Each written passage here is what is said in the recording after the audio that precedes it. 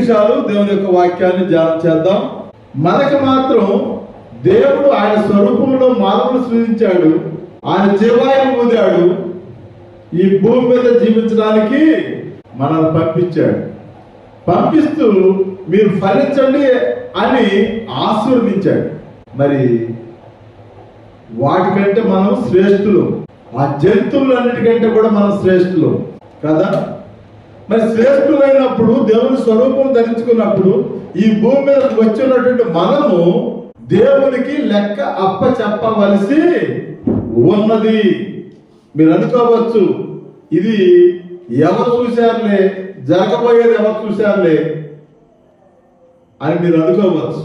మీరు అలా అనుకోవడానికి అవకాశం ఉంది. అయితే మనము మనుషులుగా జీవిస్తున్నాము అంటే ఆయన ఇచ్చినటువంటి కృపని అర్థం చేసుకోవాలి. ఆ సృష్టికర్త నిన్ను నన్ను పుట్టించాడని తెలుసుకోవాలి. ఆయన ఆజ్ఞ లేకుండా మనం ఈ భూమి మీదకి రాలేదు. అయితే కొత్త సంవత్సరాలు వస్తున్నాయి, సంవత్సరాలు గడిచిపోతూ ఉన్నాయి, మనుషులు పుడుతూ ఉన్నాం, చనిపోతూ ఉన్నాం.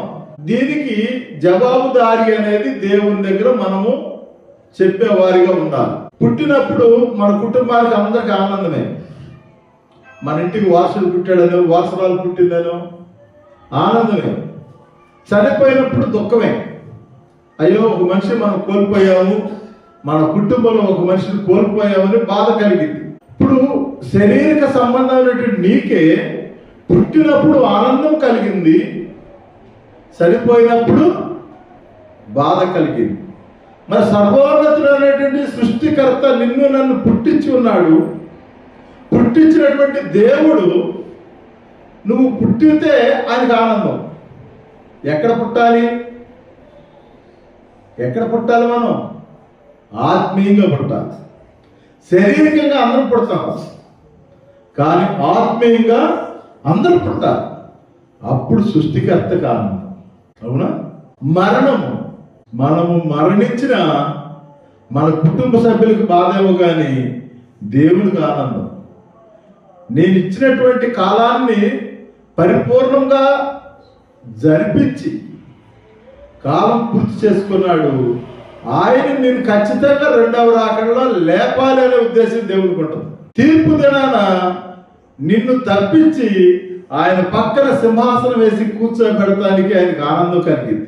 అందుకనే ఇక్కడ మనకు ఒక మాట చెబుతున్నాడు. ద్వితీయోపదేశకాండం బైబిల్ చదువు 11వ అధ్యాయము 11వ వచనము నుండి మనం కొన్ని మాటలు చూద్దాం. మీరు నది దాటి, ఇక్కడ జాగ్రత్తగా ఉండి యెహోషువ మాట్లాడుతున్న విధానంలో మీరు నది దాటి స్వాధీనపరచుకొనుటకు వెళ్ళుచున్న దేశము కొండలు లోయలు గల దేశము అయి ఉన్నది. ఇవి మోషే మాట్లాడుతున్నటువంటి మాటలు. ఎందుకంటే ఆది కాండము, నిర్గమకాండము, లేవి కాండము, ద్వితీయోపదేశ కాండాలు, ఇవన్నీ కూడా 5 ఖండాలు సంఖ్యాకాండం. ఈ 5 ఖండాలు కూడా మోషే వ్రాసినటువంటి గ్రంథాలు. ఈ గ్రంథాల్లో మోషే మాట్లాడుతూ ఉన్నాడు మనతోటి. ఏం మాట్లాడుతున్నాడంటే, మీరు నది దాటి స్వాధీనపరచుకోవడానికి వెళ్తున్నటువంటి దేశము కొండలు లోయలు గల దేశము. అది ఆకాశ వర్ష జలములు తాగును. అది నీ దేవుడైన యెహోవా లక్ష్యపెట్టు దేశము. చదువమ్మా. నీ దేవుడైన యెహోవా కన్నులు సంవత్సరాది మొదలుకొని సంవత్సరాంతం వరకు ఎల్లప్పుడూ దాని మీద ఉండును. ప్రైజ్ లార్డ్, హల్లెలూయా. ఇప్పుడు జాగ్రత్తగా పరిశీలించేద్దాం. మనము నూతన సంవత్సరాన్ని జరుపుకున్నాం. ఇప్పుడు మళ్ళా నూతన సంవత్సరాన్ని మనం జరుపుకోబోతున్నాం. అంటే నీకు సంవత్సరం మొదలుకొని సంవత్సరాంతం వరకు నిన్ను పోషించినటువంటి దేవునికి మనం కృతజ్ఞతాస్తుతులు చెల్లించే వారమై ఉన్నాం. నువ్వు పుట్టిన మొదలుకొని ఎప్పటి వరకు నీకు ఏది కావాలో అది సమృద్ధిగా నీకు దయచేసి ఉన్నాడు. డబ్బులున్నా ఆహారం దొరకని ప్రాంతంలో మనం లేవు. అవునా? నీళ్లు దొరకని ప్రాంతంలో లేవు. భయంకరమైన జంతువుల మధ్య సంచరించే ప్రాంతంలో కూడా లేవు. అలాంటి మనము అలాంటి ప్రాంతాల్లో జీవిస్తున్న వాళ్ళని దేవుడు పోషిస్తున్నాడు. ఇక్కడ మనల్ని దేవుడు పోషిస్తున్నాడు. అక్కడ వాళ్ళకి కాపుదలు దయచేస్తున్నాడు, మనకి కాపుదలు దయచేస్తున్నాడు. మరి నువ్వు దేవునికి ఏ విధమైన కృతజ్ఞత స్తుతులు చెల్లించాలి? ఎలా చెల్లించాలి? ఇప్పుడు మన మీద కూడా దేవుని యొక్క చూపు, దేవుని యొక్క దీవెన ఉన్నదంటారా లేదంటారా? ఉన్నది కాబట్టి మనం హాయిగా ఈరోజు ఈ మందిరంలో కూడుకుని ఆయన స్తుతిస్తూ గణపరుస్తూ దేవుని మాటలు వాక్యం ద్వారా చదువుకుని వింటూ ఉన్నాం. ఇంకా కాస్త భద్రపరుచుకుంటాం, ఇంకా కాస్త శుభ్రపరుచుకుంటాం, ఇంకా కాస్త లోపల ఉన్నటువంటి మన లోపల ఉన్నటువంటి లోకానుసారమైన ఆశల్ని దూరపరుచుకుంటాం. దేవుడు అలాంటి సమయం నీకు నాకు ఈ సమయం ఇచ్చాడు. మరి ఈ సమయాన్ని మనం వృధా పరుచుకుంటే ఎలా? ఇలాంటి సమయంలో మనం జాగ్రత్తగా వాక్యాన్ని పరిశీలిస్తూ ఉండేవారు ఉండాలి. 13 చదవమ్మా. కాబట్టి మీ పూర్ణ హృదయంతోను మీ పూర్ణ ఆత్మతోను చూడండి, పూర్ణ హృదయంతోను పూర్ణాత్మతోను మీ దేవుడైన యెహోవాను ప్రేమించి ఆయనను సేవించాలి. Praise God. Hallelujah, hallelujah. మన పూర్ణ హృదయం అంటే ఏందమ్మా? పూర్ణాత్మ అంటే ఏంటి? ఇక జాగ్రత్తగా పరిశీలన చేసుకోవాలి. మనము ఈ శరీరం దాల్చి ఉండం. ఈ శరీరం దేవుడు ఇచ్చిన శరీరం.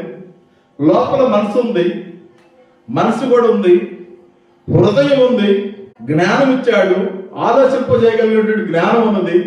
నిజమైనటువంటి దేవుడు ఎవరో నువ్వు తెలుసుకుంటున్నావు, లేఖనాల ద్వారా పరిశీలన చేస్తున్నావు. లేఖనాలను పరిశీలన చేసి నువ్వు తెలుసుకుంటున్నప్పుడు ఫలానా దేవుడు నిజమైనటువంటి దేవుడు, ఫలానా దేవుడు నిజమైనటువంటి రక్షకుడు, ఆయనే ఈ భూమి ఆకాశము సృజించినటువంటి దేవుడై ఉన్నాడు. ఆయన నోటి మాట చేస్తే ఇదంతా ఏర్పాటు చేయబడింది. ఆయన చేతి పని వల్ల నేను కూడా పుట్టాను. నా పితరులు, నా తల్లిదండ్రులను దేవుడే సృజించాడు. వారి ద్వారా వంశ పారంపర్యంగా ఈ భూమి మీదకి మనం రాగలిగాము అని ఎవరైతే నమ్ముతారో వారికి దేవుడితో మాట్లాడుతున్నాడు. మనము ఆయన్ని పూర్ణ హృదయంతో మనం సేవించాలి. పూర్ణ ఆత్మతోటి మనము దేవుడైన యెహోవాను ప్రేమించే వారిగా ఉండాలి, ఆయనను సేవించే వారిగా ఉండాలి, ఆయన ప్రేమించే వారిగా ఉండాలి. నేను మీకు ఇచ్చు ఆజ్ఞలను మీరు జాగ్రత్తగా వినిన యెడల. ఇక్కడ ఏమంటున్నాడమ్మా? దేవుడు మనకు కొన్ని ఆజ్ఞలు ఇచ్చాడు, ఇష్టానుసారంగా బతకమని ఇచ్చాడని కాదుకోలేదు. రాత్రి మనం చెబుతున్నాం, మనకి దేహాన్ని ఇచ్చాడు, మనకి కంటి చూపు ఇచ్చాడు, మనకి కాళ్ళు ఇచ్చాడు, చేతులు ఇచ్చాడు. ఎక్కడ పడితే అక్కడికి వెళ్ళమని కాదు. వెళ్ళకూడని ప్రాంతాలు ఉన్నాయి, చూడరాని దృశ్యాలు ఉన్నాయి, మాట్లాడని కూడని మాటలు ఉన్నాయి, వినకూడని మాటలు ఉన్నాయి. చెవులోని అని ఏది పడితే అది వినటానికి మనం ఇష్టపడకూడదు, కళ్ళుని అని ఏది పడితే చూస్తాకు ఉండకూడదు, నోరు ఉందని ఏది పడితే అది అనటానికి కుదరదు. దేవుడు ఒక ఆజ్ఞలు ఇచ్చాడు మనకి. ఆ ఆజ్ఞ ప్రకారంగా ఆ ఆజ్ఞలు ఏంటి, ఎందుకు ఆజ్ఞలను మనం ధ్యానం చేయాల్సి ఉంటుంది, ఎందుకని మన హృదయాల మీద రాసుకోవాల్సి ఉంటుంది. ఆ హృదయాల మీద మనం రాసుకుంటే మనం చేయబోయేటప్పుడు, మనం చూడబోయేటప్పుడు ఇది చూడదగిన దృశ్యము, చూడగలిగినటువంటి దృశ్యము నువ్వు తెలుసుకోవడానికే దేవుడు ఆజ్ఞ ఇచ్చింది. అంతేగాని ఆజ్ఞలు భారమయ్యి నేను ఎత్తి మీద పెద్ద రాయిలా పెట్టలేదు. నువ్వు మంచి కావాలనుకుంటే దాన్ని ఆలోచింపజేస్తావు, చెడు కావాలనుకుంటే దాన్ని మరుగు చేసింది. దేన్ని? దేవుని యొక్క ఆజ్ఞను. దేవుడు ఏదైనా తోటలో అవ్వకు ఆజ్ఞ ఇచ్చాడు, ఆదాము గారికి ఆజ్ఞ ఇచ్చాడు, ఇదిగో ఇది తినవద్దు అని. అది రమ్యంగానే తిను అని చెప్పే మనిషి ఉన్నారు, సాతానుడు. కానీ అది తినటం వలన ఏమైంది? దేవుని యొక్క మాట తప్పటమే, ఆజ్ఞ అతిక్రమమే పాపము. అందుకనే మనకి ఇక్కడ ధర్మశాస్త్రంలో 10 ఆజ్ఞల్లో దేవుడు ఏమంటున్నాడంటే, ఆజ్ఞలు ఇచ్చాడు. ఆజ్ఞలు ఎందుకు ఇచ్చాడంటే నువ్వు పాపానికి జోలికి పోకుండా ఉండటానికే కానీ భారమైనవి కాదు. ఇక్కడ చూడండి, మరొకసారి చదవమ్మా 13లోనే. కాబట్టి మీరు పూర్ణ హృదయంతోను మీ పూర్ణ ఆత్మతోను మీ దేవుడైన యెహోవాను ప్రేమించి ఆయనను సేవింపవలనని నేడు నేను మీకు ఇచ్చు ఆజ్ఞలను మీరు జాగ్రత్తగా విని ఎడల విదేశమునకు వర్షము ఏమొస్తుందంటమ్మా?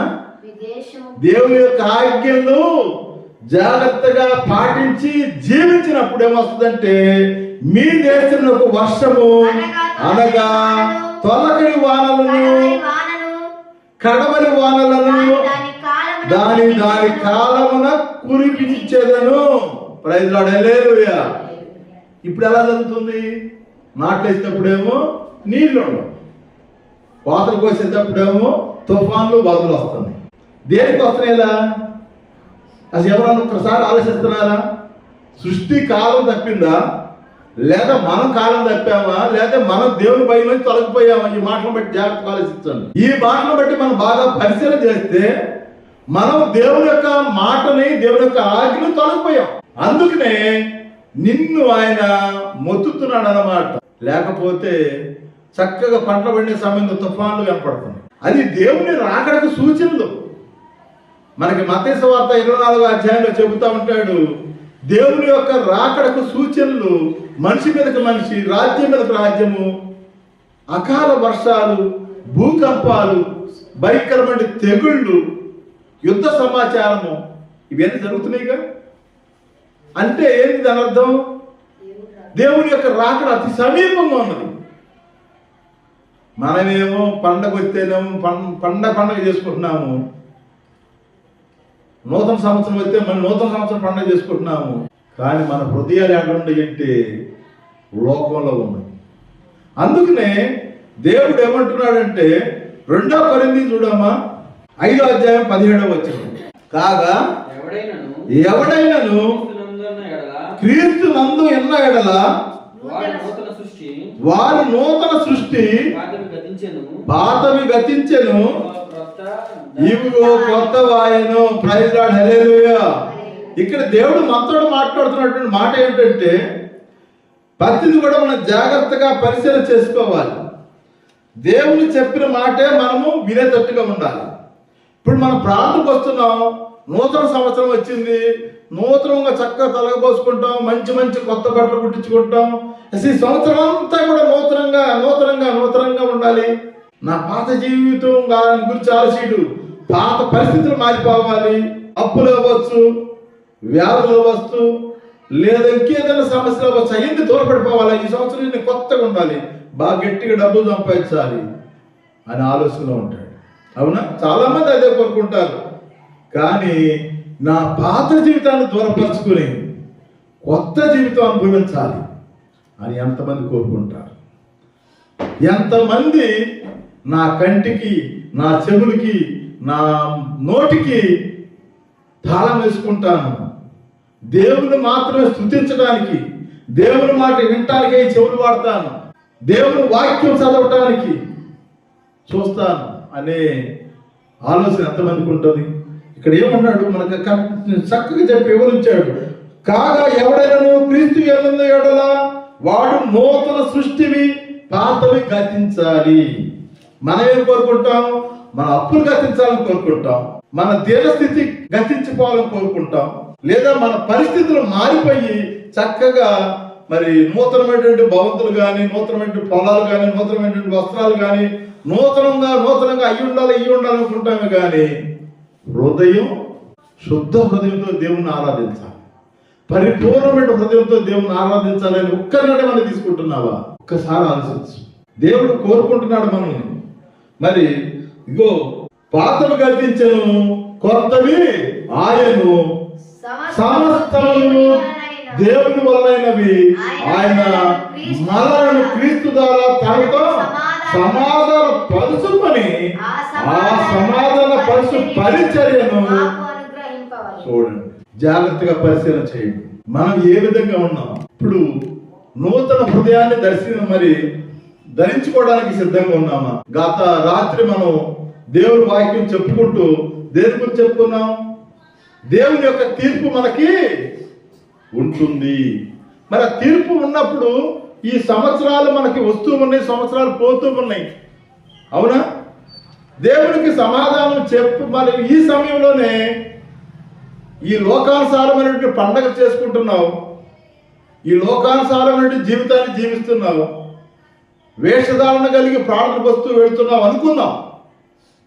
ఎందుకంటే మనం తీర్పు తీర్చడానికి దేవుడికి హక్కు ఉంది, కానీ మనం ఇతరులు తీర్పు తీర్చడానికి మనకి హక్కు లేదు. నువ్వు పాపివే, నేను పాపి, మన భూమి మీద అందరం కూడా పాపులమే. కేవలం ఆయన యొక్క పరిశుద్ధ రక్తము ద్వారా నీ పాపాలు నా పాపాలు కడుక్కుంటాకి దేవుడు అవకాశం ఇచ్చాడు. మనం ఎంత పాటి వాళ్ళం ఒకరిని విమర్శించడానికి. ఇప్పుడు చూడండి, మనం చనిపోయామనుకోండి ఈ సమయంలో, ఈ బాగా నూతన సంవత్సరంగా నూతన ఈ కావాలని కోరుకుంటున్నాము, కానీ శుద్ధ హృదయంతో దేవుని ఆరాధించాలి, నా గతంలో ఉన్నటువంటి ప్రతి పాపాన్ని తుడిచివేసుకుని నూతనమైన సృష్టిగా దేవుడు జీవించాలి అని కోరుకుంటుంటే మనమేమో వేరే కోరుకుంటుంటాం. మనం ఏం కోరుకుంటుంటే ఆస్తులు కానీ, ఆర్థికమైన పరిస్థితుల నుంచి కానీ, ఆరోగ్య విషయాలు కానీ ఇవే కోరుకుంటాం. కానీ నాలో ఉన్నటువంటి చెడు కంప్లీట్ తీసేయ, ఇవి నూతన సంవత్సరం నూతనంగా నువ్వు చెప్పిన వాక్యానుసారంగా నేను బతుకుతాను అనే నిర్ణయం నువ్వు తీసుకోవాలి. ఇంకా ఒకసారి చూడండి, ఇప్పుడు మనం చనిపోయిన చూస్తున్నాం, వాళ్ళు విశ్రాంతిలోకి వెళ్ళిపోతున్నారని మనం చూస్తున్నాం. ఇప్పుడు ఆ విశ్రాంతిలోకి వెళ్ళిన వాళ్ళు ఇప్పుడు ఈ మైక్ ద్వారా వినుతున్నటువంటి సువార్త కానీ, టీవీ ద్వారా వచ్చే సువార్త కానీ విని ఏమైనా రక్షణ పొందగలరా? అసలు వినగలరా? రక్షణ పొందగలరా? పగ పెట్టుకోగలరా? ఎవరన్నా హత్య చేశారు, పగ పెట్టుకోగలరా? ఏమైనా పగ తీర్చుకోగలరా? జాగ్రత్తగా లేఖనాల్లో చూడండి. ఎందుకంటే మనం ఇప్పుడు సజీవ లోకంలో ఉన్నాం కాబట్టి నిర్ణయం తీసుకోవాల్సినటువంటి సమయం ఉంది. చూడమ్మా ఒకసారి ప్రసంగి రాసినటువంటి గ్రంథం 5 చదువు. బ్రతికి ఉండు వారు తాము చతురని ఎరుగుదురు, చచ్చిన వారు ఏమీ ఎరగరు, వారి పేరు మరువబడి ఉన్నది, వారికి ఇక ఏ లాభము కలుగదు. తర్వాత కూడా చదువు. వారిక ప్రేమింపరు, పగ పెట్టుకొనరు, అసూయపడరు, సూర్యుని కింద జరుగు వాటిలో దేని యందు కూడా వారికి నెప్పటికీ వంతు లేదు. ప్రైజ్ లార్డ్, హల్లెలూయా. ఇవాళ మనము దేవుడు ఆయుష్కాలం ఇచ్చాడు, చనిపోయే వారిని చూస్తూ ఉన్నాం. ఇవాళ సజీవ లెక్కలో ఉన్నాం. ఏదైనా చెయ్యాలంటే నువ్వు చెయ్యగలవు, ఏదైనా మనసు మార్చుకోవాలంటే నువ్వు మార్చుకోగలవు, ఏదైనా పాట పాడాలంటే నువ్వు పాడగలవు. అంతేగాని మృతులైనటువంటి వారు ఏమి కూడా చేయటానికి అవకాశం ఉందా? ఇప్పుడు చాలా మంది చనిపోయే గురించి యజ్ఞ యాగాదులు చేస్తూ ఉంటారు, అది పరలోక రాజ్యానికి వెళ్ళాలని, లేకపోతే వెళ్ళరని వాళ్ళ శాస్త్రం చెబుతుంది. అందుకని కుమారుని ద్వారా ఏదేదో చేపిస్తారు. కుమారుడు ఎవరు? పరిశుద్ధుడైనటువంటి యేసు ప్రభు. ఆయన రక్తంలో కడగబడితే నువ్వు పరలోకానికి వెళ్తావు. వాళ్ళందరికి వాళ్ళు వెళ్ళలేరు, వాళ్ళ కుమారుడు చేసినా కూడా వెళ్ళలేరు. ఇది లేఖనం చెబుతుంది, నా సొంత మాట కాదు. అందుకనే వారు దేవుని స్తుతించలేరు, వారిని ఒకవేళ ఏమన్నా తిట్టాలన్నా తిట్టలేరు, వారి మీద ఏమన్నా పగ పెట్టుకున్నా కానీ పగ తీర్చుకోలేరు. వారు కేవలము అయిపోయింది వాళ్ళ సంగతి, అవునా? అయితే వారి ప్రాణము వెడలిపోయింది, వారు కేవలం మట్టి పాలైపోయారు. దేవుని యొక్క రాకడప్పుడే వారు లేపబడతారు. అయితే మనకి ఇక్కడ మనం చదవక్కర్లేదు, కానీ కీర్తనాకారుడు దావీదు మహారాజు గారు రాసినటువంటి ఏమంటే 48వ అధ్యాయంలో ప్రేతలు లేచి నిన్ను స్తుతించదురా అంటున్నాడు. అంటే బ్రతికున్నటువంటి మనమే దేవుని స్తుతించగలం, బ్రతికున్నటువంటి మనమే సువార్త ప్రకటించగలం, బ్రతికున్నటువంటి మనమే మార్పు చెందగలం. పాపము నుండి మార్పు చెందడానికి దేవుడు నీకు అవకాశం ఇచ్చాడు. నిన్ను వాళ్ళ సజీవ లెక్కల గురించి ఇక్కడ మందిరం దాకా నిన్ను తీసుకురాగలిగాడంటే కారణం ఏంటి? వాళ్ళందరికంటే గొప్పదాని కాదు, నీలో ఇంకా ఏమన్నా చేసుకోవాల్సి ఉంటే దేవుడు నీకు అవకాశం ఇచ్చాడు. అమ్మ, ఈ అవకాశం అందరికి ఉంటుందా? అందరికి అవకాశం ఉంటుందమ్మా. ఇప్పుడు మన చూస్తున్నాం, మన సంఘంలో కొంతమంది చనిపోయి ఉన్నారు. దేవుని వాక్యం విని మళ్ళీ మారు మనసు పొందడానికి అవకాశం ఉందా? చనిపోయిన వారు ఇప్పుడే మనం చెప్పుకున్నాం, ఏమీ లేదు. ప్రేతలు లేచి నిన్ను స్తుతించగలరా అంటే అది లేదు. సమాధుల్లో నీ కృప వివరిస్తామని చెప్పిపోయి సమాధుల్లో ప్రార్థనలు పెడతారు, సమాధుల్లో పాటలు పాడుతూ ఉంటారు, సమాధుల్లో తెల్లారుజాము లైట్లు పెట్టి ఏంది ప్రార్థన చేస్తారు. ప్రేతలు వింటగా మన పెద్దలు పితరుల సమాధుల్లో ఉంటారు, వాళ్ళు వింటారా? వాళ్ళని ఆలకిస్తారా? లేదా మనం ఏదైనా చేసేది వాళ్ళకి ఏమైనా ఉపయోగం ఉందా? చనిపోయినాక వేల మందికి భోజనాలు పెడితే ఉపయోగం లేదు. బతికున్నప్పుడు కన్న తల్లిదండ్రులు భోజనం పెడితే ఆ చనిపోతే కూడా తండ్రి దీవిస్తాడు. బాగా చూడండి ఆలస్యం. ఇసాకు కుమారుని దీవించాడు, అవునా? ఆశీర్వదించాడు. యాకోబును ఆశీర్వదించాడు. అది ఉల్టా ఉన్నాయి, పడతా ఉన్నాయి. యాకోబు దీవించబడ్డాడా లేదా? అంటే తండ్రి చేతిలో దీవెనలు ఉన్నాయా లేదా? మన శారీరకంగా మన తండ్రి ఈ లోకానుసారమైన తండ్రి దీవిస్తేనే నీకు దీవెనలు ఉన్నాయే. పరలోకపు తండ్రి దీవిస్తే నీకు ఎన్ని దీవెనలు, ఎంత మహిమ, ఎంత ఆశీర్వాదకరములు. జాగ్రత్తగా గమనించండి. బతికున్నప్పుడే మనము మార్పు చెందడానికి దేవుడు అవకాశం ఇచ్చాడు. మనము ఏ విధంగా చూసినా కానీ ఇది సమయం ముఖ్యమైనది. మనకి ఎలాంటి సమస్య ఉండొచ్చు, ఈ సమస్య ఉండొచ్చు, లేదా నా బలహీనతలు ఉండొచ్చు. వీటన్నిటికంటే కూడా ఈ వాక్యం వినే సమయము, ఈ మందిరంలో ఉండే సమయం ముఖ్యమైనది. మన హృదయ పరివర్తన చేసుకోవడానికి, మనలో ఉండే లోటుపాటును సరి చేసుకోవడానికి. అలా సరి చేసుకుని మనం నిలబడగలిగితే చూడమ్మ యోహాను సువార్త 6వ అధ్యాయం 54 మనం కూడా చదువుకున్నాం. నా శరీరము తిని నా రక్తము తాగువాడే నిత్య జీవము గలవాడు. అబ్బా చూడండి, ఇందాకేమో మృతుల్లో ఉన్నటువంటి మనము దేవుని స్తుతించలేమని ఉంది. మృతులు అనేటువంటి వారు పగ పెట్టుకోలేరు, పగ తీర్చుకోలేరు అని ఉంది, అవునా? అయితే ఇప్పుడు మనం సజీవ లెక్కలో ఉన్నాం కాబట్టి దేవుణ్ణి ఆరాధించడానికి దేవుడు మనల్ని సజీవ లెక్కలో ఉంచి ఈ వాక్యం వినడానికి ఈ సమయం దయచేసాడు. కాబట్టి ఇప్పుడు ఈ వాక్యంలో ఉన్నటువంటి మాటలు జాగ్రత్తగా మనం విని జాగ్రత్తగా పరిశీలన చేసుకోవాలి. ఇప్పుడు చదవమ్మ 54 వచ్చిన. నా శరీరము తిని నా రక్తము తాగువాడు వాడే నిత్య జీవము గలవాడు. ప్రైజ్ లార్డ్, హల్లెలూయా. అక్కడ మళ్ళీ వెళ్దాం. చనిపోయిన ఉంటే దేవుని నమ్ముకుని ఉంటే నిత్య జీవం అని చెబుతున్నాడు. ఈ మాటలోనే ఆ చనిపోక ముందే, ఆ మట్టి అయిపోయి మనం ఏమి చేయలేని పరిస్థితి రాక మునిపే, మట్టి అయిపోతే ఏం చేయలేము అనుకున్న ఇప్పుడే వాక్యం జరుగుతుంది. పగ పెట్టుకోలేము, పగ తెచ్చుకోలేము. వారి భూమి కింద జరుగుతుంది ఏ దాంట్లో కూడా పాలు పంపులు లేవు. ఇప్పుడు మన సజీవ లెక్కలో ఉన్నాం. మన పాలు పంపులు మనం ఏదైనా చేయగలం, మార్పు పొందగలము, ప్రార్థన చేయగలము, పాటలు పాడగలము, దేవుని స్తుతించగలము. ఎందుకంటే మనం సజీవ లెక్కలో ఉన్నాం. అప్పుడే తీసుకోగలను నేను. దేవుడు నాకు ఈ రూపాన్ని ఇచ్చాడు.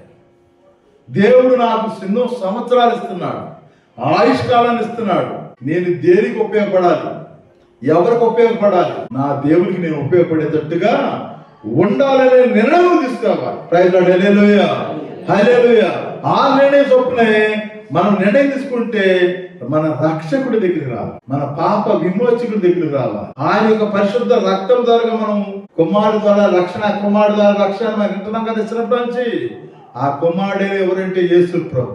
ఆయన యొక్క రక్తం మనం కడగబడాలి. అప్పుడు ఆ పరిశుద్ధ బలలో చేయవేయటానికి దేవుడు నిన్ను నన్ను ఆహ్వానిస్తున్నాడు. అందుకనే ఆయన శరీరము తిని నా రక్తము త్రాగు ప్రతివాడు నిత్య జీవము గలవాడు, అంత్యదినమున నేను వానిని లేపుదును. నా శరీరము నిజమైనటువంటి ఆహారమును, నా రక్తము నిజమైనటువంటి పానమునై ఉన్నది. నా శరీరము తిని నా రక్తము త్రాగువాడు నా యందు, నేను వాని యందు నిలిచి ఉందుము. జీవము గల తండ్రి నన్ను పంపెను గనుక నేను తండ్రి మూలకముగా జీవించుతున్నట్లే నన్ను తినువాడును నా మూలకముగా జీవించును. ప్రైజ్ లార్డ్, హల్లెలూయా, హల్లెలూయా. ఇప్పుడు ఎవరి మూలకంగా జీవిస్తామా? అక్కడ మృతులైపోయి ఉన్నారు. దేవుని యొక్క రాకడప్పుడు లేపబడతాం. ఎక్కడ నిత్య జీవం పొందడానికి ఒప్పుపడతాం. మరి మార్పు చెందకుండా చనిపోయావనుకో, నీలో మార్పు రాకుండా నువ్వు మట్టిపాలు అయ్యావనుకో, దేవుడు తెలుసుకుని కూడా లోకానుసారమైన జీవితంతో కలిసి జీవిస్తూ చనిపోయావనుకో, తీర్పు దినాన నీ పరిస్థితి ఏమిటి? తీర్పు దినాన నీ పరిస్థితి ఏమిటి? మనం ఆలోచిస్తున్నాం. దేవుడు నిన్ను నన్ను కూడా అంత్య దినమున లేపుతాడని తెలుసు. ఆ రోజు నువ్వేం చేయగలుగుతావు? చూడు, అపోస్తలుల కార్యము 17వ అధ్యాయం 31 చూడు. ఎందుకనగా నియమించిన మనుషుల చేత నీతిని అనుసరించి లోకమునకు తీర్పు తీర్చిబోయేడి ఒక దినమున నిర్ణయించి ఉన్నాడు. ఏమన్నమ్మా? తీర్పు తీర్చడానికి ఒక దినము నటించబడి ఉంది. చదవమ్మా. మృతులలో నుండి ఆయన మృతులలో నుండి ఆయన లేపినందున దీన్ని నమ్ముటకు అందరికీ ఆధారం కలుగు చేసి ఉన్నాడు. మృతుల పునరుద్ధానమును గూర్చి వారు వినినప్పుడు కొందరు అపహాస్యము. ఇక్కడ ఏమన్నాడు?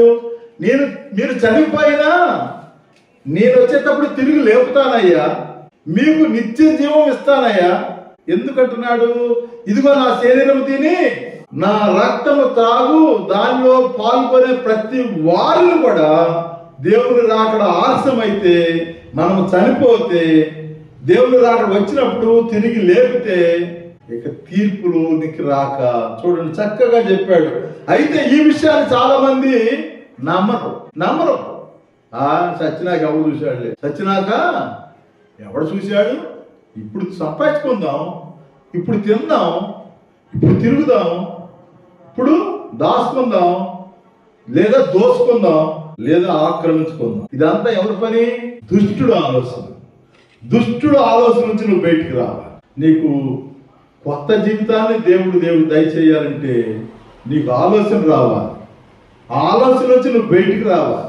ప్రతి వాళ్ళు చెబుతారు, పుట్టినప్పుడు తెచ్చింది లేదు, పోయేటప్పుడు తీసుకెళ్ళింది లేదు అంటారు. కానీ ఎక్కడెక్కడ పాపాలన్నీ చేసి కూడా వస్తూ ఉంటారు. మరి ఎందుకు తీసుకెళ్ళేటప్పుడు ఏమి తీసుకెళ్ళినప్పుడు పాపం చేసి కూడబెట్టాల్సిన అవసరం నీకేంటి? అన్నం వండుకుంటే మన చర్చిలో మన భోజనాలు ఉండడం, రెండో రోజుగా వాసన వచ్చింది, పనికిరా. ఎందుకు మనకు ఆశ? బాగా అన్యాయంగా కూడబెట్టాం, ఆడబెట్టాం, సాయంత్రానికి ప్రాణం పోయింది. ఇది ఎవరు తీసుకెళ్ళాలి? సరే అటు పిల్లల కోసం అంటాం. పిల్లడు మంచోడు అయితే దాన్ని ఉంచుతాడు, మంచోడు కాలేదనుకో దీన్ని ఈ మొత్తాన్ని పంపిస్తాడు. ప్రయోజనం ఏంటి? దేవుడి యొక్క దీవెన రావాలి. దేవుడు ఆశీర్వాదం ఉంటే వాడే సంపాదిస్తాడు. అవునా? నువ్వు పాపం చేసి సంపాదించినా అది లెక్క అప్పచెప్పాల్సిందే, అది నిలబడకుండా పోవటం జరిగింది. ఇదే మనం గమనించాల్సింది.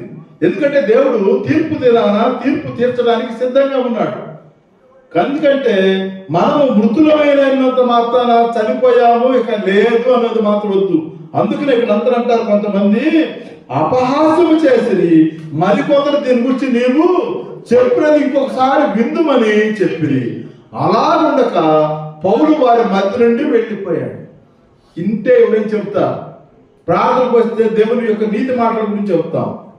ఆ నీతి మాటల గురించి చెప్పేటప్పుడు పాపం చేసే వారికి, దోషంగా ఉండేవారికి, దేవుని ఆజ్ఞలో నిలబడిన వారికి కత్తిపోట్లలాగా గుచ్చుకుంటే మాటలు. ఓహో, నన్ను చూసి మాట్లాడుతున్నారు, నేనేగా ఇష్టం వచ్చినట్టు మాట్లాడేది, నేనేగా ఇష్టం వచ్చినట్టు తిరిగేది, నేనేగా అని వారి హృదయము గుచ్చుకుంటుంటుంది. కానీ దేవుడు ఈ అవకాశం ఎందుకు ఇస్తున్నాడంటే నువ్వు శుభ్రపరచుకోవడానికి. తెల్లారి పాలకి నీ ప్రాణం దేవుడు తీసేసుకున్నాడు అనుకోండి, తీర్పు దినాన్ని పరిస్థితి ఏంటి? ఏమన్నా మార్పు చెందగలుగుతామా? లేదా ఎవరు పడితే వాళ్ళు చెప్పేది ఏంటంటే వాళ్ళు సత్యమైన చెబుతున్నారా, అబద్ధ బోధకులు అయ్యి చెబుతున్నారా, లేదా దురద చెబులేని మాటలు నీకు చెప్పి నిన్ను దేవుని మార్గం నుంచి తప్పించే వాళ్ళు మాటలు ఉన్నారు. ఎందుకంటే అబద్ధ బోధకులు ఉన్నారు. మనకి బోధకుల యొక్క మాటలు కాదు, వాక్యం యొక్క మాటలు కావాలి. వాక్యంలో నిజమైనటువంటి స్వార్థ నేర్చుకోవాలి, నిజమైన రక్షణ చేపట్టుకోవాలి. ఆ రక్షణ నువ్వు పట్టుకోవాలి, ఆ రక్షణ నీ హృదయంలోనికి తెచ్చుకోవాలి. అందుకనే ప్రకటన గ్రంథం చూద్దాం. ఒక మాట అని ముగించడానికి సిద్ధంగా ఉన్నాను.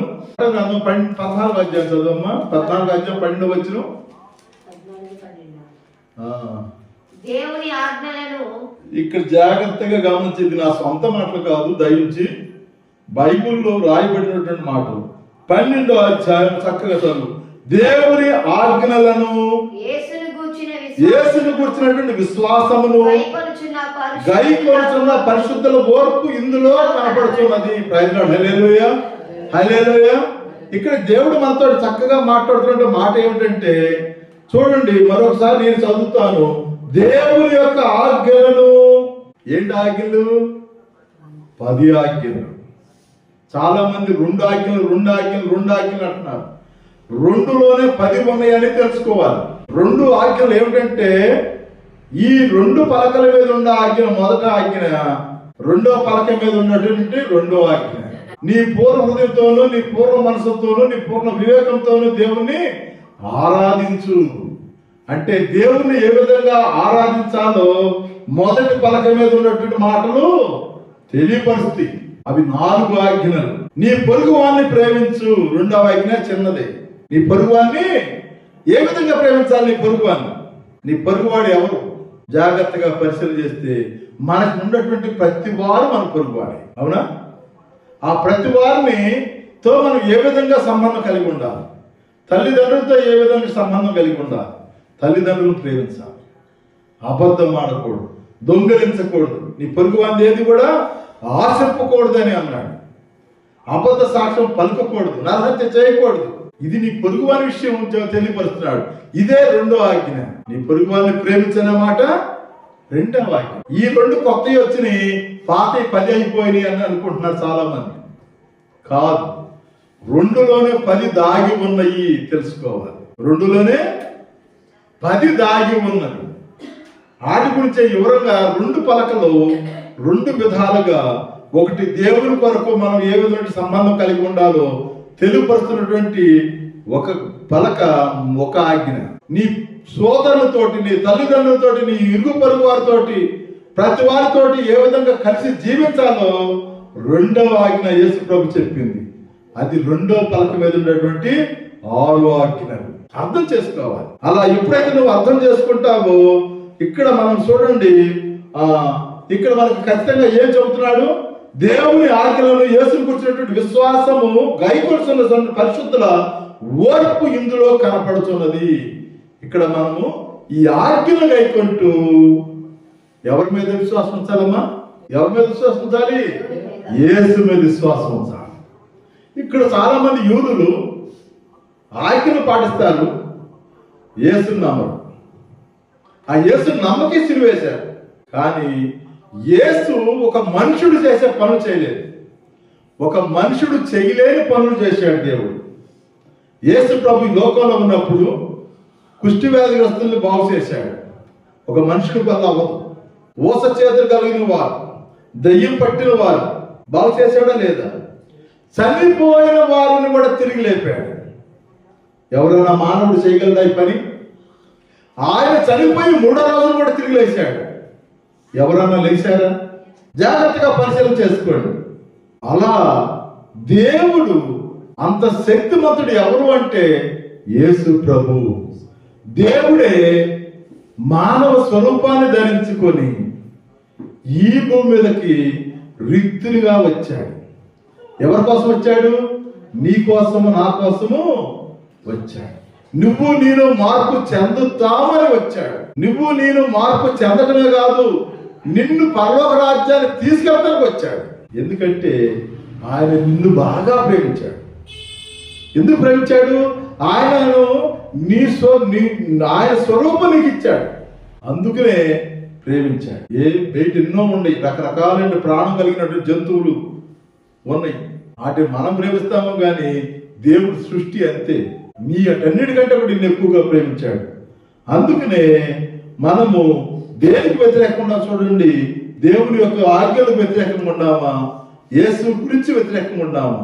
చాలా మంది ప్రజలు వ్యతిరేకంగా ఉంటారు, యూదులు వ్యతిరేకంగా ఉంటారేమో, కానీ క్రైస్తవులు అనే వాళ్ళు ఎవరైనా సరే 10 ఆజ్ఞలు ఉన్నవే నమ్మాలి. 10 ఆజ్ఞలు మన హృదయ పలకల మీదకి రాసుకోవాలి. రాసుకోవటమే కాదు, అనుసరించాలి. ఇవే కాకుండా క్రీస్తు మీద నీకు నమ్మకం ఉండాలి. ఆయన ఖచ్చితంగా రేపు 2వ రాకడలో వస్తాడు.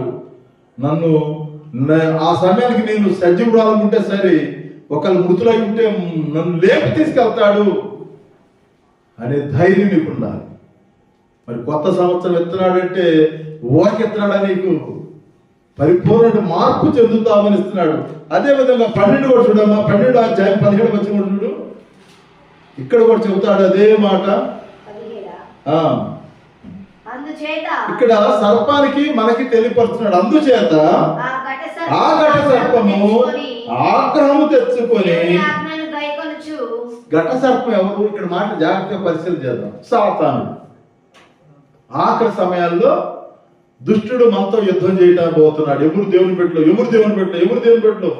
అని వాళ్ళ మీద యుద్ధం చేయడానికి సిద్ధపడుతున్నాడు. ఇక్కడ జాగ్రత్త చూద్దాం. ఆ ఘట సర్పము ఆగ్రహము తెచ్చుకొని దేవుని ఆజ్ఞలు యేసును గూర్చి ఎవరమ్మా? ఇక్కడ జాగ్రత్తగా పరిశీలన చేద్దాం. దేవుని ఆజ్ఞలు ఎవరైతే పాటిస్తారో, యేసుని గురించి ఎవరైతే సాక్ష్యం చెబుతా ఉంటారో వాళ్ళు కావాలి. దేవుని ఆజ్ఞలు లేకపోయినా సాతానికి ఏ సమస్య లేదు. అబ్బా ఈ మనోడే అనుకుంటాడు. ఒక దేవుని ఆజ్ఞలు పాటిస్తూ యేసుని గురించి సాక్ష్యం చెప్పకపోయినా, ఎందుకంటే కొంతమంది యెహోవా దేవుడు యేసుప్రభు దేవుడు కాదు. యూదులు ధర్మశాస్త్రాన్ని పాటిస్తారు, క్రీస్తును నమ్మరు. ఇక్కడ మనం బైబిల్ ఖండితంగా చెబుతుంది దేవుని ఆజ్ఞలు, అవునా? దేవుని ఆజ్ఞలు పాటిస్తూ క్రీస్తులను నమ్మకుండా. ఎందుకు నమ్మాలంటే మనుషుడు చేయలేని పనులు ఆయన దైవ కుమారుడు కాబట్టి చేయగలిగాడు. ప్రైజ్ లార్డ్, హల్లెలూయా. ఒక మనుషుని లేపగలిగే శక్తి, చనిపోయిన మనిషిని లేపగలిగే శక్తి ఒక దైవ కుమారుడు తప్పితే మనుషుడికి లేదు. చనిపోయి తిరిగి లేవగలిగే శక్తి కూడా ఆయనకే ఉంది. ఆయన మరణాన్ని జయించాడు. నిన్ను కూడా మరణిస్తే ఆ మరణాన్ని నుంచి మరి నిన్ను కూడా లేపుతాడు. మరి అది క్రైస్తవ విశ్వాసం. ఆ నిత్య రాజ్యానికి నిన్ను దేవుడు తీసుకెళ్తున్నాడంటే నువ్వు పరిపూర్ణ చేసుకోవాలి. ఇప్పుడే నువ్వు సజీవ లెక్కలో ఉన్నావు, నువ్వు మృతులైలేవు. మృతులు ఇప్పుడు స్తుతించలేవు, మృతులు ప్రార్థన చేయలేవు, మృతులు బాప్తిసం తీసుకోలేవు, మృతులు ఏమి చేయలేవు, పగ పెట్టుకోలేవు, పగ తీర్చుకోలేవు. అవునా? మరి మనం సజీవ లెక్కలో ఉన్నామంటే ఇప్పుడు మనం దేవుని స్తుతించగలం. మనలో ఉన్న చెడు ఉంటే మార్పు చెందగలం. దేవుని ఆజ్ఞలు గైకొనాలి. చూడండి, మనము ప్రాణంతో ఉన్నాం. ఇప్పుడు మార్పు చెందాల్సిన అవసరం మనకు ఉంది. మార్పు చెందలేదనుకో చనిపోయాం అనుకోండి. ఇక్కడ ప్రసంగి తీయమ్మ ఒకసారి. ప్రసంగి 12వ అధ్యాయము 13వ వచనం చూడు. వినిన తరువాత ఇదంతయు వినిన తరువాత తేలిన ఫలితార్థమిదే, దేవుని యందు భయభక్తులు కలిగి ఉండి, దేవుని యందు భయభక్తులు కలిగి ఉండి ఆయన కట్టడలను అనుసరించి. ఇక్కడ ఏమన్నాడమ్మా? దేవుని యందు భయభక్తులు కలిగి ఉండి ఆయన కట్టడలు అనుసరించి నడుచుచున్నటువంటి నడుచుచుండవలెను. మానవ కోటికి ఇదియే విధి. 14వ వచనం చదువు. గూఢమైన ప్రతి వంశమును గూర్చి దేవుడు విమర్శ చేయునప్పుడు ఆయన ప్రతిక్రియను అది మంచిదే గాని చెడ్డదే గాని తీర్పులోనికి తెచ్చును. ఏమన్నాడమ్మా? ఏందమ్మా? నువ్వే బతికున్నప్పుడు చేస్తావే, నువ్వు బతికున్నప్పుడు ఇటు తీసుకెళ్ళి అక్కడ రాసుకున్నావే, ఇదంతా నాదే కావాలని ఆక్రమించుకున్నావే, అన్యాయంగా, న్యాయంగా కాదు అన్యాయంగా. ఏమన్నాడు? మంచిదే గాని చెడ్డదే గాని తీర్పులోనికి వస్తుంది. ప్రైజ్ లార్డ్, హల్లెలూయా, హల్లెలూయా. మరి అలాంటి తీర్పులోనికి వస్తున్నప్పుడు అప్పుడు మనకేమొచ్చిందమ్మా? తీర్పులో నువ్వు పరివర్తన చెందకుండా, దేవుని విశ్వసించకుండా, నువ్వు మార్పు చెందకుండా ఒకవేళ చనిపోతే ఆ తీర్పు దినాన వచ్చిందనుకోండి, నువ్వు ఎటు వెళ్తావు? నీ రాజ్యం ఎటు వెళ్తుంది? నీ రాజ్యం అప్పుడు ఎక్కడ ఉంటుంది? అగ్నిగుండంలో ఉంటుందా? దేవుని సన్నిధిలో ఉంటుందా? మంచిదే గాని చెడ్డుదే గాని తీర్పులోనికి రాబోతుంది. వాళ్ళని ఎవరు చూతలేదనుకోవచ్చు, నన్ను ఎవరు అనరలేదే, నా నోటికి కానీ నా చేతికి కానీ నా ఉందాతారానికి కానీ నాకు ఉన్నటువంటి అధికారానికి కానీ వీళ్ళందరూ భయపడుతున్నారు అనుకోవచ్చు. ప్రతి వాడు కూడా దేవుని యొక్క తీర్పులో వరుసగా నిలబడి తీర్పు పొందాల్సిందే. అప్పుడేంటి? మంచిది తీర్పులోకి వచ్చింది. మిమ్మల్ని రాత్రి చెప్పాను మీకు, నువ్వు చేసినది ప్రతిది కూడా మంచి గాని చెడు గాని గ్రంథంలో నీ పేరు మీద లిఖించబడుతుంది. నీ ఆధార్ కార్డు తెరవబడితే నీకున్న ఆస్తులన్నీ ఎలా బయటకు వస్తున్నాయో, నీ ఇంటి నెంబర్ ఏంటి, నీ కరెంట్ నెంబర్ ఏంటి, నీ పొలం నెంబర్ ఏంటి, నీ బ్యాంక్ బ్యాలెన్స్ ఏంటి, ఏ విధంగా అయితే నీకు ఆధార్ కార్డు కొడితే వస్తున్నాయో, నీ పేరు పట్టగానే పరలోక రాజ్యంలో నువ్వు చేసినటువంటి మంచులన్నీ బయటకు వస్తాయి, చెడులన్నీ బయటకు వస్తాయి. నీ ప్రవర్తన బయటకు వచ్చింది.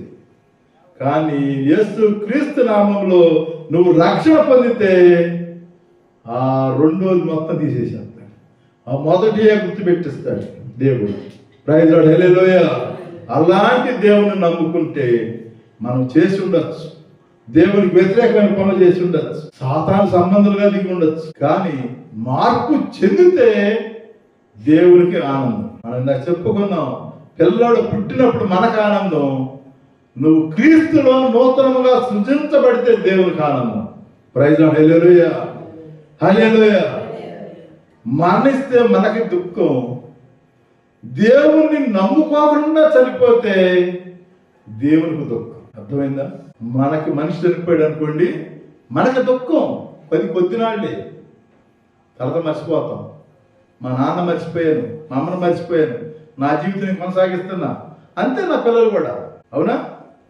కానీ ఇక్కడ మనం నేర్చుకోవాల్సిన విషయం ఏంటంటే, మనం సజీవ లెక్కలో దేవుడు ఇచ్చాడు. ఇవాళ బతికున్నామంటే దేవుడు ఆశీర్వాదమై ఉంది. ఆయన ఆహారం ఇచ్చి, ఆరోగ్యం ఇచ్చి, పెంచి, పోషించి నిన్ను ఈ సమాజంలో కూర్చోబెట్టాడంటే దేవుడు గొప్పవాడు. ఆయనకి స్తుతులు చెల్లించాలి. అయ్యా, గత సంవత్సరాలన్నీ కూడా కాచి కాపాడావు, నేను ఎక్కడ చాటును భద్రపరిచావు, ఆహారం ఇచ్చి, ఆరోగ్యం ఇచ్చి, పెంచి పోషిస్తున్నావయ్యా, నీకు వందనాలయ్యా.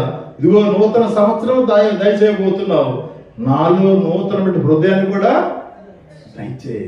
గతంలో పాపనే, ఆ పాపాన్ని విడిచిపెడుతున్నా, పాపాన్ని విడిచిపెడతా. ఇప్పుడు నేను నూతనంగా జన్మించాలనుకుంటున్నా. నికోదేము అడిగా, నూతనంగా మనిషి అడగబడతాడయ్యా? ఆత్మీయంగా, నీటి మూలకంగాను ఆత్మ మూలకంగానే జన్మించేవారై ఉండాలి. కొంతమంది నీటి మూలకంగా జన్మిస్తారు, ఆత్మ మూలకంగా వెళ్తురు ఉండదు, వారి చీకటి సంబంధాలుగానే ఉంటారు. అలా కాదు, నీటి మూలకంగా జన్మించాలి, ఆత్మ మూలకంగా కూడా జన్మించాలి. మన ప్రకటన గ్రంథంలో ఉన్నాం కాబట్టి ప్రకటన గ్రంథం 21వ అధ్యాయం తీయడమ్మా. ప్రకటన గ్రంథం 21వ అధ్యాయంలో ఇక్కడ కొంతమంది పరలోక రాజ్యానికి వెళ్ళరు. ఎందుకు వెళ్ళరు మనం తెలుసుకుందాం. 21వ అధ్యాయము 8వ వచనం చూడు.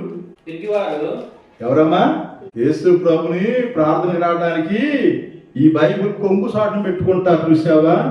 ఎక్కడ ఎట్టా చేస్తారు అని. నేను ప్రార్థనకి వెళ్తున్నా, నేను దేవుని సన్నిధికి వెళ్తున్నా అనేటట్టుగా ఉండాలి. పిరికి వారును అవిశ్వాసులను. ఏ విశ్వాసమ్మా? విశ్వాసం అంటే ఎలా ఉండాలి? యుద్ధ సైనికుడు ఎలా ఉండాలి? పిరికివాడు ఉంటే యుద్ధం చేయగలుగుతాడా? సైన్యంలో ముందుండగలుగుతాడా? ఇక్కడ మనం పోరాడుతున్నది ఎవరితోటి? అంధకార సంబంధమైనటువంటి శత్రువుతో. వాడు కనిపించడు, దుష్టుడు కనిపించడు, ప్రతి విషయంలో కూడా నిన్ను మోసం చేస్తూ ఉంటాడు. వాడితో మనం యుద్ధం చేయడానికి సిద్ధంగా ఉన్నాం. రక్షణ ఎప్పుడైతే పొందామో అప్పటి నుంచి సాతాను నిన్ను నన్ను పోటీ పెడతానే ఉంటాడు. ప్రతి దానికి పోటీ పడతానే ఉంటాం. ఉదయ కాలం నుంచి నిద్రపోయే వరకు కూడా సాతాను నిన్ను వచ్చే పెట్టడు. ఎందుకంటే ఆయన బిడ్డగా ఉండాలని సాతాను, దేవుని బిడ్డగా ఉండాలని దేవుని యొక్క ఉపదేశం. ఏది పొందుకొని నువ్వు జీవిస్తావు. చూడండి, అవిశ్వాసులను, అసహ్యులు. అసహ్యులు ఎవరమ్మా? అసహ్యులు అనుకుందాం. ఎవరు? నీ తోటి వాడు. వాళ్ళ మన చేర్చుకునేటట్టుగా ఉండకూడదు. నీకంటే కడబీద వాడు ఉంటాడు, నీకంటే ఉండవాడు ఉంటాడు. ఉండవాడిని చూసి మనం భయభక్తులు కలిగి ఉండి, పేదవాడిని చూసి అనేటట్టు ఉండకూడదు. వాడు దేవుని స్వరూపం ధరించాడు. వాని యొక్క హృదయంలో దేవుని యొక్క ఆత్మ ఉన్నది. నువ్వు ఎవరికి కించపరుస్తున్నావు? దేవుని స్వరూపాన్ని అవమానపరుస్తున్నావు, దేవుని యొక్క ఆత్మను కూడా అవమానపరుస్తున్నావు. ఏంటమ్మా మర్యాద? వారికి ఎందుకంటే దేవుడు అందరినీ ప్రేమించాడు, అందరిని ఒకే దృష్టితో చూస్తున్నాడు, అందరికీ ఆయన గాలి పంపిస్తూ ఆశీర్వదిస్తున్నాడు, అందరికీ కాలమందు వర్షాలు ఇస్తున్నాడు. అవునా? అందరికీ కూడా తగిన ఆహారాన్ని ఇచ్చి పెంచి పోషిస్తున్నాడు. ఆయనకి హెచ్చు తగ్గులు లేవు. హెచ్చు తగ్గులు ఉన్నాయా? నీకు 2 బిల్డింగులు ఉన్నా కానీ ఆయనకి గొప్పవాడు కాదు, నాకేం లేక గుడిసెలో ఉన్నా కానీ నేను తక్కువ కాదు ఆయనకి. నువ్వు ఒక మంత్రి అయితే అవ్వచ్చు, ఆయనకి ఎక్కువ కాదు. చిత్తుకాయతలాగా కానాలు పడుకున్నా కానీ ఆయనకి తక్కువ కాదు.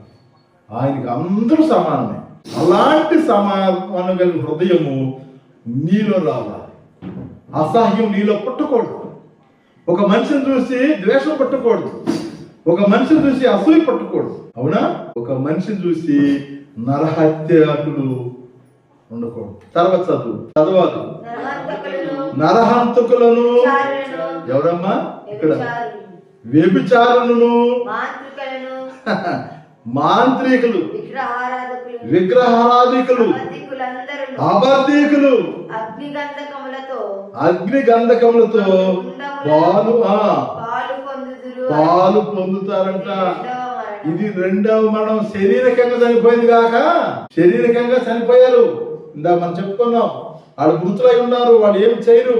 వాళ్ళు బతికున్నప్పుడు దేవుని నమ్ముంటే పర్లా, కానీ వాళ్ళు పిరికి వాళ్ళు అయ్యిండు కానీ, అవిశ్వాసులు అయ్యిండు కానీ, అసహ్యంగా చేసుకునే హృదయం కలిగిన వాడు అయిందా కానీ, మరి ఎంతో మంది మర్డర్లు చేసిన వాళ్ళు అయి ఉండొచ్చు, లేదా వ్యభిచారం చేసిన వాళ్ళు అయి ఉండొచ్చు, లేదా మాంత్రిక తాంత్రిక విద్యలు నేర్చుకుని చేసిన వాళ్ళు అయి ఉండొచ్చు, విగ్రహాలని ఎంతో నిలబెట్టి ఆరాధన చేసిన వాళ్ళు అయి ఉండొచ్చు, లేదా చిటిక్కిన అబద్ధాలంటే హృదయం కలిగి వాళ్ళు అయి ఉండొచ్చు. వారందరూ కూడా రేపు అగ్నిగుండంలోనికి ఎక్కడికి వెళ్తారమ్మా?